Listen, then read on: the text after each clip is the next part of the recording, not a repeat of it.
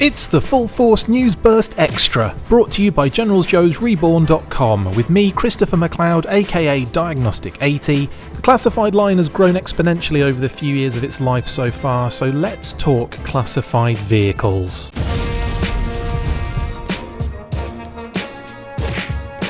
I have decided to break this video into two parts. In this first episode, I will be looking at the classified vehicles for the G.I. Joe team, and in the following episode we will move on to Cobra. So cast your minds back to last year's SDCC and specifically the Hasbro G.I. Joe brand team panel. Are you there yet? Okay, good. So Emily and Lenny gave us a name-only reveal for the Televiper with a Cobra flight pod, aka the Trouble Bubble, and everyone seemed very happy with that. I know I was over the moon. In any case, it added, or at least it will add, to the few vehicles we've seen in the line so far. The Coil Cycle, the Ram, the Tiger Force Ram, Serpentor's Air Chariot, and of course the ridiculously awesome upcoming HasLab Hiss Tank. Let's get stuck into the Joe vehicles then. Their first edition hit the line in the summer of 2021 with the Ram and Breaker. This was a really nice surprise and started what appears to be a pattern going forward of pairing characters who appeared on the vintage vehicle box art, even when the original didn't come with a figure. I bloomin' loved the idea of getting a Ram cycle in the classified line, as well as a very cool update for Breaker. My only complaint with this one was the lack of accessories for him. Yes, he had the giant sidecar Gatling but I really wanted them to throw in some more of his classic gear. And yes, I am aware that it was explained away by having a communications device in his helmet, but sometimes characters just need a little something that feels more familiar, and I think a backpack alone would have sufficed.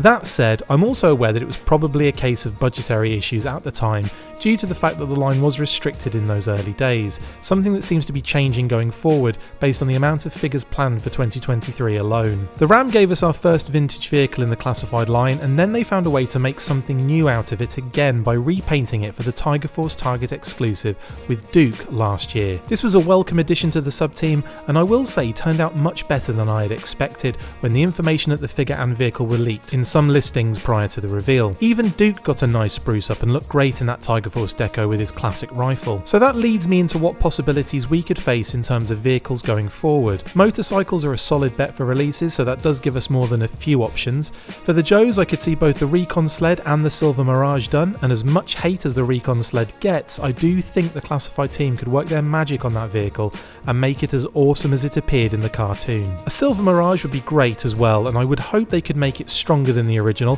which was more like Buckaroo than a motorcycle, as it would disintegrate if you looked at it funny. I would also probably count the Polar Battle Bear in this size of vehicle, and would be great for the line and the upcoming Snow Job of course. The only problem with all of these options is that all the characters featured on the card art have been released or will be released soon, so who do they put in there? Hardly a problem really, but still sort of kills that pattern going forward. The Armadillo might just sneak into the small vehicle category, but in reality might be a little too large for that price point. There's also the Devilfish, which could give us some much needed coastal support in standard and of course Tiger Force repaint decos. Yes, there are many more smaller vehicles in the line, but in terms of iconography and practicality, I think those are the main ones for the Joes.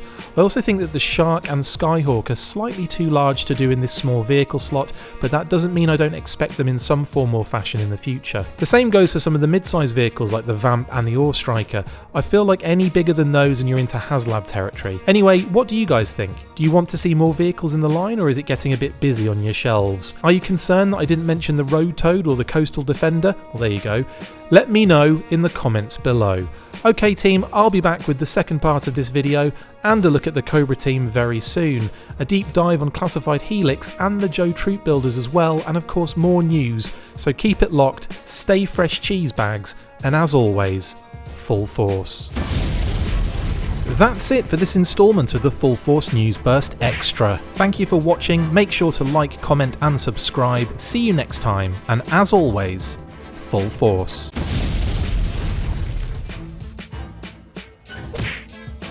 Make sure you get involved with the discussion by liking, sharing and commenting on these videos, and as always you can keep up with the show after listening by following on Twitter @TheFullForce, liking the Facebook page facebook.com/TheFullForce, and if you would like to contact the show you can message us on either of those platforms with feedback and questions. We also have a Patreon page, so if you want to show your support for the show, see your name up in lights on these videos, or enjoy exclusive bonus content, then check out patreon.com/TheFullForce podcast, or click on the link on any of the posts this podcast appears in. Full Force!